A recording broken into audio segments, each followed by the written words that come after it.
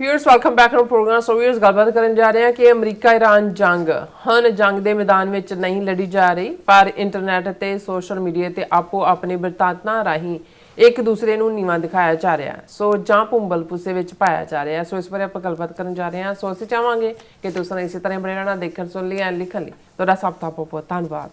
ਜੀ। ਡਾਕਟਰ ਸਾਹਿਬ ਕੀ ਕਹਿਣਾ ਚਾਹੋਗੇ? देखो इस गल की सानू जिहड़ी है वो रादर तसल्ली भी है, किसी हद तक सुकून है कि जिहड़ी जंग इजराइल ने ईरान के खिलाफ विढ़द्या अमरीका नूं उस दे विच घड़ीसिया 28 फरवरी नूं ईरान के सुप्रीम धार्मिक लीडर उन्हां दे धार्मिक पेशवा जिहड़ा खमीनाई दा मर्डर और उन्होंने बाकी साथियों का भी बहुत सारे हायर अप्स का, और फिर 40 दिन लगभग ये जिहड़ा जारी रहा जंग। नतीजे के तौर पर जंगबंदी का ऐलान पहला 2 हफ्ते के लिए सी अमरीका वालों, फिर इसनूं एक्सटेंड किया गया नैगोशिएशन के लिए। पहला दौर गलबात का आलमोस्ट 20-21 घंटे का सैशन इस्लामाबाद दे विच चलिया, जिहदे कि सडनली मिस्टर वैंस जिहड़े ने उत्थों छड्ड के तुर गए, जदों कि ईरान की फुल फ्लैज 60-65 बंदियां की टीम गलबात दे लई आई सी और ऑल पावरफुल सी डिसीजन लैण लई। और फिर दोनों पासे जिहड़ी है, क्योंकि इजराइल ने लबनान दे विच हिजबुल्ला के खिलाफ ना जिहड़ा एक्शन के नां थले सिविलियंस की किलिंग्स जारी रखियां। रादर जिस दिन जंगबंदी हुई पहले दिन ही 300 के करीब लोग मारे और 1000 तो ज़्यादा जख्मी किए। इस गल का ध्यान रहे कि लबनान की लगभग अद्धी पॉपूलेशन जिहड़ी है वो क्रिश्चियन है, ईसाई है, क्योंकि फर्स्ट वर्ल्ड वॉर तो बाद जिहड़ी with the notch of the pen Middle East के उत्ते जिहड़ा कि आलमोस्ट 700 साल तो ज़्यादा समा ऑटोमैन अंपायर के थले सी, उसनूं पश्चिमी ताकतां ने वंडिया और फलस्तीन ब्रिटिश की कॉलोनी बनया और लबनान फ्रेंच प्रभाव थले सी बेशक। और उन्हों का एक वड्डा हिस्सा जिहड़ा है वो जिवें क्लोज टू हाफ 40% कोई 45%। हालांकि हिजबुल्ला की इंडिपेंडेंट होंद है कोई लबनान की गवर्नमेंट के नाल नहीं, वो रादर ईरान की प्रॉक्सी है, जिन्हों ईरान इन्हां तिन्नां नूं वो हिजबुल्ला होए, हमास होए और हुती होए उन्होंने एक्सिस ऑफ रेजिस्टेंस कहंदे ने कि इजराइल के खिलाफ जिहड़ा कि फलस्तीनी स्टेट बनन नहीं दिंदा, रादर उजाड़ रहा उन्होंने ताकि ग्रेटर इजराइल का उन्हों का ड्रीम नील दरिया तो लैके जॉर्डन रिवर तक उसनूं फुलफिल कर सकन। सो उसनूं जे कोई रोक रहा है, हालांकि कोई ईरान का बॉर्डर भी नहीं लगता इजराइल के नाल, बाकी तो जिहड़े फर्स्ट वर्ल्ड वॉर तो बाद शेखडम क्रिएट किए जिन्हां दे विच साउथ टब्बर नूं सऊदी अरेबिया मिल गया, UAE जिहड़ा बिल्कुल इस वेले भुतरिया होया इंडिया की कच्छ वड़िया होया, जाके पाकिस्तान नूं नोटिस दिता कि जी साडा मोड़ो 2.5 बिलियन के 3.5 बिलियन इन्ने दिन घंटे दे विच जिहड़ा ज़ाहिर है सऊदी अरेबिया ने बेल आउट किया पाकिस्तान नूं। पर प्रो इंडिया ये सारे ही 7 दे 7 जिहड़े UAE दीयां रियासतां ने शेख बैठे हुए मौजा करने वाले, इन्हों तो इब्राहिम अकॉर्ड से भी दस्तखत किए हुए ने UAE ने, हुण उन्हें अज ओपैक तो निकलण का फैसला किया। सो इस सारे दे दौरान जिहड़ा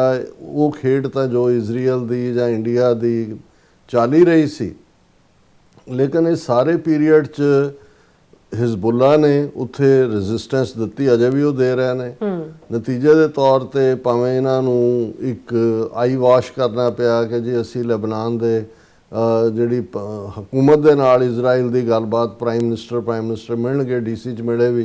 चलो मुकदी गल उत्थे भी सीज़ फायर का ऐलान होया, हालांकि इजराइल के लगातार हमले जारी ने। हुण पहली गलबात दे नैरेटिव तो बाद ज़ाहिर है भी ग्राउंड रियलिटी जिवें असी पहलां भी डिस्कस किया सी कि स्टेट ऑफ हारमूज का जिहड़ा उहदे ते ईरान का मुकम्मल कंट्रोल है। हालांकि उस दे तो 600 मील दूर वाटर्स दे विच अमरीका ने ब्लॉकेड किया होया कि कोई भी ईरानियन शिप उत्थों नहीं गुजर सकता। बाकी चाइनीज़ ने, रशियन ने, उन्होंने ईरान वाले भी नहीं रोकते, दूसरे भी नहीं रोकते। सो उहदा किन्ना कि ईरान नूं डैमेज हो रहा है फाइनैशियली, तो पहला भी उन्हों का हुण रादर जिन्ने क ईरान की मर्जी नाल उत्थों गुजर रहे हैं वो उत्थे टोल दे के जाते हैं। सो ਇਹ ਕਹਿਣਾ ਕਿ ਜੀ ਬਿਲਕੁਲ ਈਰਾਨ ਦਾ ਕਲੈਪਸ ਹੋ ਗਿਆ ਜਾਂ ਇਹ ਸਟ੍ਰੈਟਜੀ ਈਰਾਨ ਨੂੰ ਮਜਬੂਰ ਕਰੇਗੀ, ਜੋ ਅਸੀਂ ਕਵਾਂਗੇ ਉਹ ਵਕਤ ਖਤਮ ਹੋ ਗਿਆ ਕਿ ਵੀ ਜਦੋਂ ਅਮਰੀਕਾ ਦੀ ਡਿਕਟੇਟ ਜਿਹੜੀ ਹੈ ਉਸ ਦੇ ਉੱਤੇ ਈਰਾਨ ਜਿਹੜਾ ਹੈ ਉਹਨਾਂ ਸ਼ਰਤਾਂ ਤੇ ਸਮਝੌਤਾ ਕਰੇਗਾ। ਇਸੇ ਲਈ ਜਿਹੜਾ 3 ਨੁਕਾਤੀ ਏਜੰਡਾ ਹੁਣ ਈਰਾਨ ਨੇ ਦਿੱਤਾ, ਹਾਲਾਂ 10 ਨੁਕਤੇ ਨੇ ਉਹਦੇ ਕੁੱਲ ਮਿਲਾ ਕੇ, ਉਹਦੇ ਚ ਪਹਿਲਾ ਇਹੀ ਪੁਆਇੰਟ ਹੈ ਉਹਨਾਂ ਦਾ ਕਿ ਵੀ ਪਹਿਲਾਂ ਮੁਕੰਮਲ ਜੰਗਬੰਦੀ ਜਿਹੜੀ ਹੈ, ਨਾਟ ਟੈਂਪਰੇਰੀ ਕਿ ਜੀ ਇੰਨੇ ਦਿਨ ਉਹ ਕਰੋ, ਉਹਦੀ ਗਾਰੰਟੀ ਦੇ ਕੋਈ, ਉਹ ਗਾਰੰਟੀ ਜਾਂ UN ਦੇਗੀ ਜਾਂ ਹੁਣ ਜਿਵੇਂ ਇਰਾਨੀਅਨ ਫੋਰਨ ਮਿਨਿਸਟਰ ਰਸ਼ੀਆ ਗਏ ਔਰ ਜਿਵੇਂ ਉਹਨਾਂ ਦੀਆਂ ਆਪਟਿਕਸ ਆਈਆਂ ਸਾਹਮਣੇ ਹੱਸ ਕੇ ਔਰ ਜੁਆਇੰਟ ਸਟੇਟਮੈਂਟ ਔਰ ਈਰਾਨ ਦਾ ਥੈਂਕ ਯੂ ਕਰਨਾ ਰਸ਼ੀਆ ਨੂੰ, ਔਰ ਦੂਸਰਾ ਸੋ ਮਤਲਬ ਰਸ਼ੀਆ ਚਾਈਨਾ ਜਿਹੜੇ ਖੁੱਲ੍ਹ ਕੇ ਜਿਹੜਾ ਉਹ ਭਾਵੇਂ ਸਾਹਮਣੇ ਨਹੀਂ ਆਏ ਜਾਂ ਆ ਰਹੇ, ਲੇਕਿਨ ਈਰਾਨ ਦੀ ਮਦਦ ਤੋਂ ਭਾਵੇਂ ਸੈਟੇਲਾਈਟ ਹੋਏ, ਭਾਵੇਂ ਉਹ ਮਿਸਲਸ ਹੋਣ, ਉਹ ਖੁਦ ਵੀ ਬਣਾ ਰਹੇ ਨੇ। ਸੋ ਲੇਕਿਨ ਇਹ ਜਿਹੜਾ ਈਵਨ ਈਰਾਨ ਦਾ ਸੈਕੰਡ ਦੌਰ ਦੇ ਵਿੱਚ ਬਜਾਏ ਕਿ ਉਹ ਕੋਈ ਗੱਲਬਾਤ ਦੇ ਲਈ ਜਦੋਂ ਅਮਰੀਕਾ ਨੇ ਹਰੀ ਝੰਡੀ ਦਿੱਤੀ ਕਿ ਜੀ ਕੁਸ਼ਨਰ ਔਰ ਵਿਟਕੌਫ ਜਾ ਰਹੇ ਨੇ ਔਰ ਜੇ ਵੈਂਸ ਔਨ ਦਾ ਸਟੈਂਡ ਬਾਈ ਨੇ, ਤੇ ਈਰਾਨ ਦੇ ਫੋਰਨ ਮਿਨਿਸਟਰ ਨੇ ਆਪਣਾ 3 ਮੁਲਕਾਂ ਦਾ ਟ੍ਰਿਪ ਬਣਾਇਆ, ਉਹ ਪਾਕਿਸਤਾਨ ਆਇਆ, ਉਹਨਾਂ ਦੇ ਫੌਜੀ ਮੁਖੀ ਆਸਮ ਮੁਨੀਰ ਫੀਲਡ ਮਾਰਸ਼ਲ ਉਹਨਾਂ ਨੂੰ ਮਿਲਿਆ ਔਰ ਉਹ ਸਾਰੇ ਨੂੰ ਜਿਹੜਾ ਫਿਰ ਉਹ ਮਸਕਟ ਚਲਾ ਗਿਆ, ਓਮਾਨ ਦੀ ਰਾਜਧਾਨੀ, ਕਿਉਂਕਿ ਸਟੇਟ ਆਫ ਹਿਊਮਸ ਦਾ ਦੂਜਾ ਸਿਰਾ ਓਮਾਨ ਦੇ ਨਾਲ ਲੱਗਦਾ, ਫਿਰ ਉਹ ਮਾਸਕੋ ਚਲਾ ਗਿਆ ਔਰ ਮਾਸਕੋ 'ਚ ਜਿਵੇਂ ਉਹ ਸਾਰੀ ਫਾਈਨ ਡਿਪਲੋਮੇਸੀ ਦੀਆਂ ਗੱਲਾਂ ਸਾਹਮਣੇ ਆਈਆਂ ਨੇ। ਸੋ ਪਹਿਲੀ ਸ਼ਰਤ ਉਹਨਾਂ ਨੇ ਇਹ ਬਣਾ ਦਿੱਤੀ, ਜਿਹੜੀ ਲੇਟੈਸਟ ਪ੍ਰਪੋਜ਼ਲ ਦਿੱਤੀ ਹੈ ਜਿਹਨੂੰ ਲੈ ਕੇ ਟਰੰਪ ਨੇ ਕਿਹਾ ਸੀ ਕਿ ਅਸੀਂ ਵੇਟ ਕਰ ਰਹੇ ਹਾਂ, ਅਸੀਂ ਸੀਜ਼ਫਾਇਰ ਤੇ ਕੋਈ ਟਾਈਮ ਲਾਈਨ ਨਹੀਂ ਰੱਖ ਰਹੇ, we are waiting for the proposal, ਕਿਉਂਕਿ ਈਰਾਨ ਦਾ ਜਿਹੜਾ ਸਾਮਰਾਜ ਹੈ ਉਹ ਖਿਲ ਰਿਹਾ ਹੋਇਆ ਹੈ ਬਿਲਕੁਲ, ਅਸੀਂ 2 ਲੈਵਲ ਦੀ ਲੀਡਰਸ਼ਿਪ ਮਾਰ ਦਿੱਤੀ ਹੈ। ਉਹ ਇਹ ਨੈਰੇਟਿਵ ਹੈ, ਬਿਰਤਾਂਤ ਹੈ ਜਿਹੜੀ ਇੰਟਰਨੈਟ ਦੇ ਉੱਤੇ ਵੀ ਜਿਹੜਾ ਉਹ ਮੀਮ ਬਣਾ ਕੇ ਵੀ ਦੋਨੋਂ ਧਿਰਾਂ ਕਰ ਰਹੀਆਂ ਨੇ। ਔਰ ਇਸ ਦੇ ਚੱਲਦਿਆਂ ਹੀ ਜਿਹੜਾ ਅੱਜ ਵੀ ਪ੍ਰੈਜ਼ੀਡੈਂਟ ਟਰੰਪ ਦਾ ਜਿਹੜਾ ਲੇਟੈਸਟ ਟਵੀਟ ਇਸ ਦੇ ਉੱਤੇ ਹੈ, Iran has just informed us that they are in a state of collapse, quote unquote. They want us to open the Hormuz Strait as soon as possible as they try to figure out their leadership situation, which I believe they will be able to do. Thank you for your attention to this matter. ਹੁਣ ਜੇ president Trump ਦੀ ਗੱਲ ਨੂੰ ਮੰਨੀਏ ਤਾਂ ਉਹ ਇਹ ਹੈ ਕਿ ਜੀ ਈਰਾਨ ਨੇ ਸਾਨੂੰ ਦੱਸਿਆ ਵੀ ਸਾਡਾ ਤਾਂ ਬੇੜਾ ਗਰਕ ਹੋ ਗਿਆ। ਪਹਿਲੀ ਗੱਲ ਤਾਂ ਇਹ ਗੱਲ ਸਮਝ ਤੋਂ ਬਾਹਰ ਹੁੰਦੀ ਹੈ। ਈਰਾਨ ਵਰਗੇ ਲੋਕ ਜਿਨ੍ਹਾਂ ਬਾਰੇ ਖੁਦ ਪ੍ਰੈਜ਼ੀਡੈਂਟ ਟਰੰਪ ਨੇ ਤਾਰੀਫ ਕੀਤੀ ਕਿ they are tough fighter, tough negotiator, ਫਿਰ ਮਾਰਕੋ ਰੂਬੀਓ ਉਹਨਾਂ ਦੀ ਜਿਹੜੀ ਅੱਜ ਦੀ ਸਟੇਟਮੈਂਟ ਹੈ ਜਿਹਦੇ 'ਚ ਉਹਨਾਂ ਨੇ ਕਿਹਾ ਕਿ ਬਈ ਜੀ future deal must definitively prevent Iran from sprinting towards a nuclear weapon, ਕਿ ਕੋਈ ਵੀ ਡੀਲ ਜਿਹੜੀ ਹੈ ਉਹਦੇ 'ਚ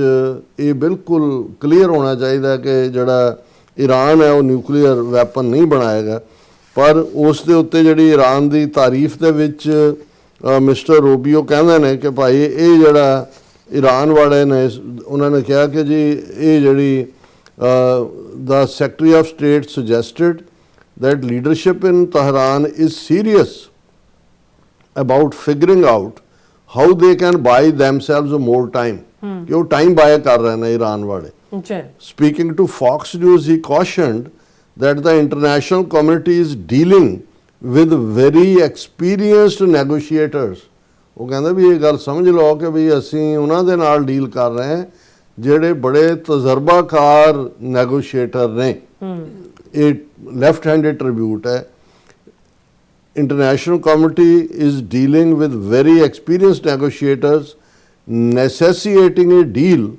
that definitely prevents them from sprinting towards a nuclear weapon at any point। ਕਿ ਇਹ ਅਸੀਂ ਯਕੀਨੀ ਬਣਾਉਣਾ ਚਾਹੁੰਦੇ ਹਾਂ ਕਿ ਵੀ ਕੋਈ ਵੀ ਜਿਹੜਾ ਡੀਲ ਹੈ ਉਹਦੇ 'ਚ ਇਹਦਾ ਹਿੱਸਾ ਹੋਣਾ ਚਾਹੀਦਾ ਕਿ ਵੀ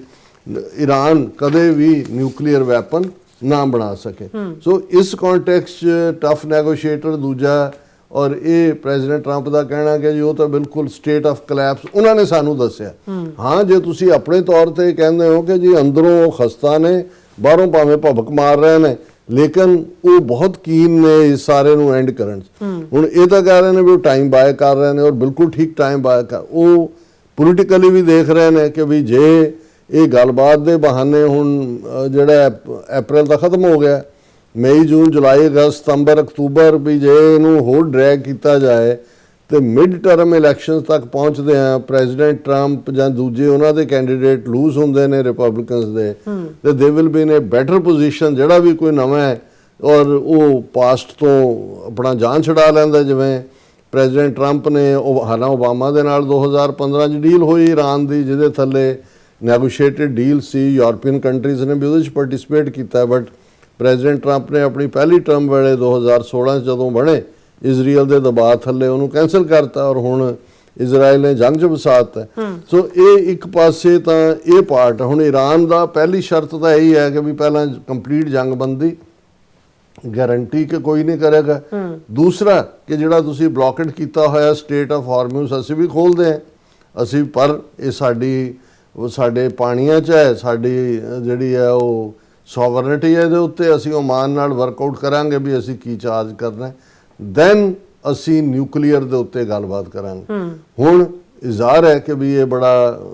ਉਹਨਾਂ ਨੇ ਇਹ ਨਹੀਂ ਕਿਹਾ ਹੈ ਵੀ ਅਸੀਂ ਜ਼ਰੂਰ ਨਿਊਕਲੀਅਰ ਬੰਬ ਬਣਾਵਾਂਗੇ ਜਾਂ ਗੱਲ, ਜਿਵੇਂ ਇੱਕ ਸਟੇਜ ਤੇ ਉਹ ਪੋਸਟਰਿੰਗ ਕਰ ਰਹੇ ਸੀ ਕਿ ਜੀ ਅਸੀਂ ਜਿਹੜੀ ਨਿਊਕਲੀਅਰ ਪ੍ਰੋਲੀਫਰੇਸ਼ਨ ਟ੍ਰੀਟੀ ਦੇ ਉੱਤੇ ਦਸਤਖਤ ਕੀਤੇ ਹੋਏ ਨੇ, ਅਸੀਂ ਵੀ will back off from there. ਇਹਦਾ ਮਤਲਬ ਸੀ ਵੀ ਇਹਨਾਂ ਦੇ ਹੱਥ 'ਚ ਟੂਲ ਹੋਣਾ ਸੀ ਵੈਸਟਰਨ ਦਾ। ਦੇਖੋ ਜੀ ਹੁਣ ਕਿਉਂਕਿ ਉਹ ਨਿਊਕਲੀਅਰ ਬਣ ਜਾ ਰਿਹਾ ਹੈ ਔਰ ਅਸੀਂ ਇਹਨੂੰ ਸਟੋਨ ਏਜ 'ਚ ਲੈ ਕੇ ਜਾਣਾ, ਸੋ ਉਹ ਗੱਲ ਨਹੀਂ ਕਰ ਰਹੇ। ਉਹ ਕਹਿੰਦੇ ਜੀ ਬਿਲਕੁਲ ਅਸੀਂ ਗੱਲ ਕਰਾਂਗੇ, ਅਸੀਂ ਤਾਂ ਪਹਿਲਾਂ ਵੀ ਕੀਤੀ ਸੀ। ਔਰ ਇਸ ਸਾਰੇ ਦੇ ਚੱਲਦੇ ਆ ਜਿਹੜੀ ਪੋਜੀਸ਼ਨ ਹੈ ਇਸ ਵੇਲੇ, ਇੱਕ ਚੰਗੀ ਗੱਲ ਹੈ, ਕੋਈ ਜੰਗ ਦੇ ਮੈਦਾਨ 'ਚ ਕੁਝ ਨਹੀਂ ਹੋ ਰਿਹਾ। ਹੁਣ ਇਹ ਵੀ ਨਹੀਂ ਹੈ, ਪਹਿਲਾਂ ਈਰਾਨ ਦੇ ਸ਼ਿਪ ਫੜੇ ਨੇ, ਹੁਣ ਇਹ ਸੀ ਕਿ ਬਲੌਕੇਡ ਦੌਰਾਨ ਜਿਹੜੇ ਈਰਾਨ ਦੇ ਸ਼ਿਪ ਜਾ ਰਹੇ ਸੀ ਉਹ ਵਾਪਸ ਮੋੜੇ ਨੇ ਅਮਰੀਕਨਾਂ ਨੇ। ਸੋ ਜ਼ਾਹਰ ਹੈ ਕਿ ਵੀ ਇਹ ਆਪਣੇ ਆਪ 'ਚ ਸਕੂਨ ਦੀ ਗੱਲ ਹੈ ਕਿ ਵੀ ਜੰਗ ਨਹੀਂ ਚੱਲ ਰਹੀ, ਪਰ ਜੰਗ ਚੱਲ ਵੀ ਰਹੀ ਹੈ। ਉਹ ਹੈ ਨੈਰੇਟਿਵ ਦੀ ਜੰਗ ਜਾਂ ਇੰਟਰਨੈਟ ਦੀ ਜੰਗ। ਹਾਲਾਂ ਜਿਹੜੇ ਕਹਿੰਦੇ ਨੇ ਕਿ ਵੀ ਇਹ ਸਾਰੇ ਚੋਵੀ ਦੇ ਬਾਵਜੂਦ ਕਿ ਨੈਰੇਟਿਵ ਆਪੋ ਆਪਣਾ ਹੈ, but there is a light on the end of the tunnel,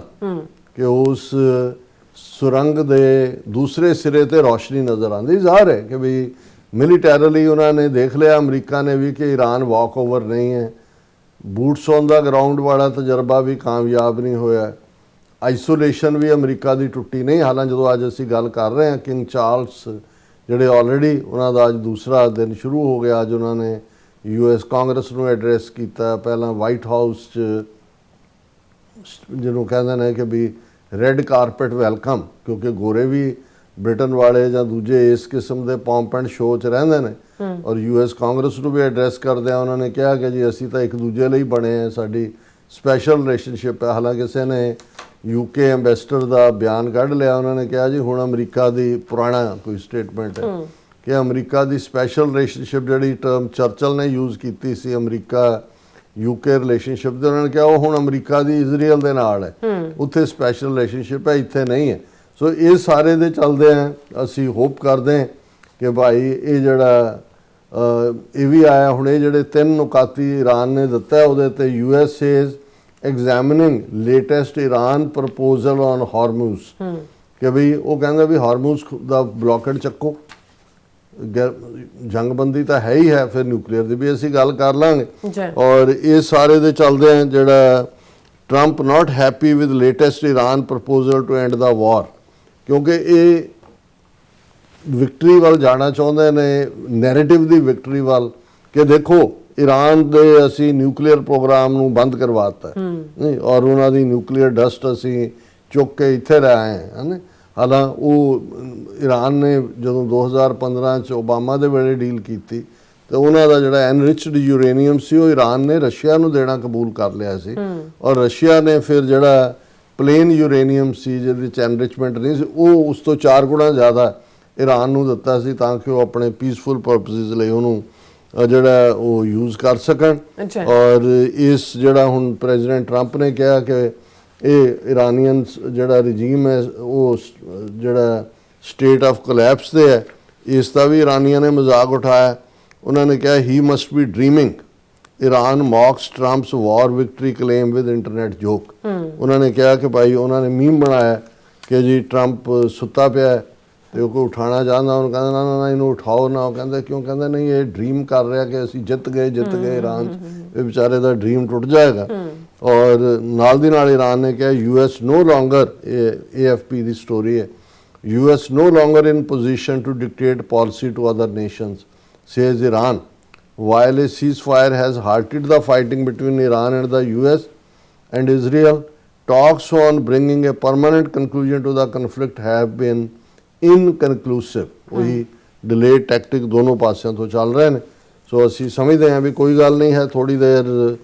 internet ਤੇ ਵੀ ਲੜ ਲੈਣ, ਜਦੋਂ ਥੱਕ ਜਾਣ ਫਿਰ ਬਹਿ ਕੇ ਗੱਲਬਾਤ ਕਰ ਲੈਣ। ਔਰ ਜਿਹੜਾ ਕੋਈ ਕਿਸੇ ਵੀ ਹਾਲਤ ਦੇ ਵਿੱਚ ਇਨਸਾਨੀ ਜਾਨਾਂ ਦਾ ਜ਼ਿਆ, ਬਰਬਾਦੀ ਔਰ ਕਿਸੇ ਵੀ ਕਨਫਲਿਕਟ ਚੋਂ ਅਲਟੀਮੇਟਲੀ ਤਬਾਹੀ, ਜਿੱਥੇ ਵੀ ਇਨਸਾਨੀਅਤ ਦੀ ਜਿਹੜੀ ਪੀੜ ਜਿਹੜੀ ਹੈ ਉਹ ਅਸੀਂ ਮਹਿਸੂਸ ਕਰਦੇ ਹਾਂ, ਕਿਉਂਕਿ ਅਸੀਂ ਗੁਰੂ ਨਾਨਕ ਦੇ ਸਿੱਖ ਹਾਂ। ਔਰ ਉਹਨਾਂ ਨੇ ਇਸ ਨੂੰ ਕਿ ਇਤੀ ਮਾਰ ਪਈ ਕੁਰਲਾਣੇ ਤੈਂ ਕੀ ਦਰਦ ਨਾ ਆਇਆ, ਉਹਨਾਂ ਦਾ ਇਹ ਜਿਹੜਾ ਪ੍ਰਿੰਸੀਪਲ ਹੀ ਬੇਸਿਕਲੀ ਸਿੱਖੀਜ਼ਮ ਦਾ ਇਹ ਹੈ ਕਿ ਭਾਈ ਇੱਕ ਗੱਲ ਯਾਦ ਰਹੇ ਕਿ ਖਲਕ ਮੈਂ ਖਾਲਕ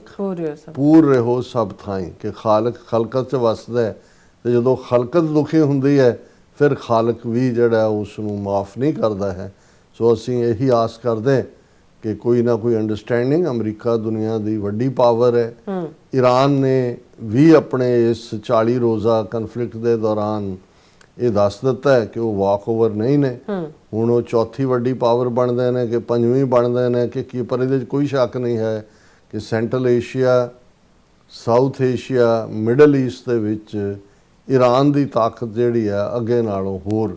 ਵਧੇਗੀ। ਔਰ ਅਲਟੀਮੇਟਲੀ ਅਮਰੀਕਾ ਦੇ ਨਾਲ ਹੀ ਈਰਾਨ ਦੀ ਡੀਲ ਜਿਹੜੀ ਹੈ ਲੌਂਗ ਟਰਮ ਵੀ ਇਹ ਠੀਕ ਹੈ ਵੀ ਆਪੋ ਆਪਣਾ ਵੈਲਿਊ ਸਿਸਟਮ ਉਹਨਾਂ ਨੇ ਜਿਹੜਾ ਉਹ ਆਪਣਾ ਪੋਲੀਟੀਕਲ ਸਟਰਕਚਰ ਬਣਾਇਆ ਹੋਇਆ ਹੈ, ਲੇਕਿਨ ਬਾਈ and large Iran the ਸਿਵਲਾਈਜੇਸ਼ਨਲ background